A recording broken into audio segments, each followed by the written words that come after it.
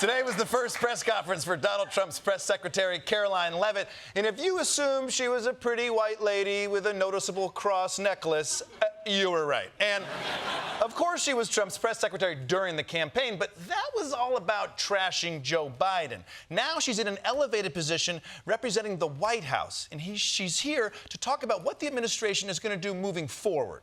When Joe Biden was in the Oval Office, or upstairs in the residence sleeping, I'm not so sure. Oh, shit! Didn't you see that coming, did you, old man, huh? Mailed your sleepy ass. But seriously, you get one, all right? So let's move forward. Today, everyone wants to know about the federal spending freeze that Trump's been doing. So what's that about?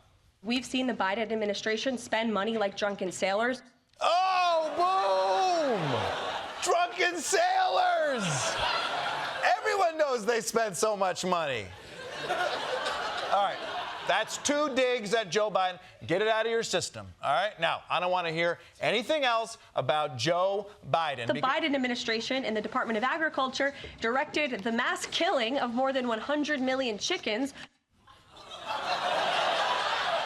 My God, 100 million chickens? Do you even know how many chickens that is?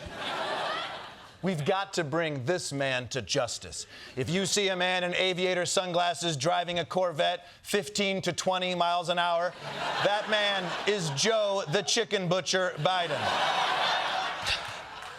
The police have issued an APB for his arrest and, to save time, a silver alert.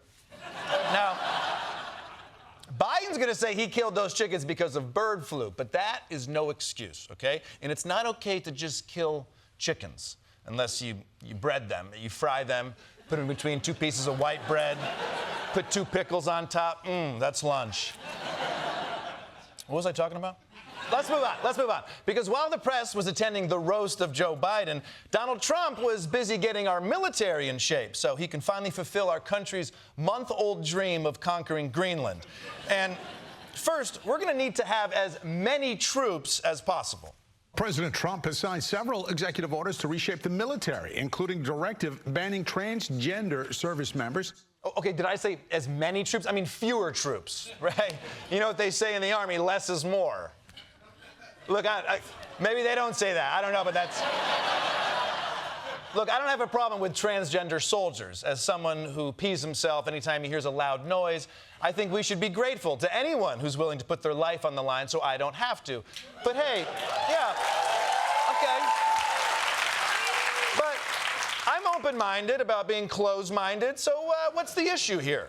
President Trump signed an executive order calling transgender people unfit to serve. One part says being transgender is, quote, not consistent with the humility and selflessness required of a service member. Another says being trans conflicts with, quote, an honorable, truthful, and disciplined lifestyle, even in one's personal life. Yeah, well, look, you know, it makes sense that the military has to be honorable, truthful, and disciplined. You know, sure, this is your Secretary of Defense, but that's all the more reason that the rest of them have to have their shit together. It's like how every Beatles album had to be packed with hits to make up for that one song that Ringo wrote about wanting to f*** an octopus or whatever. I gotta say, the military sure has a lot of ethical rules for their mission of killing people. Hey, you wanna blow some guy's head off? You better say please and thank you.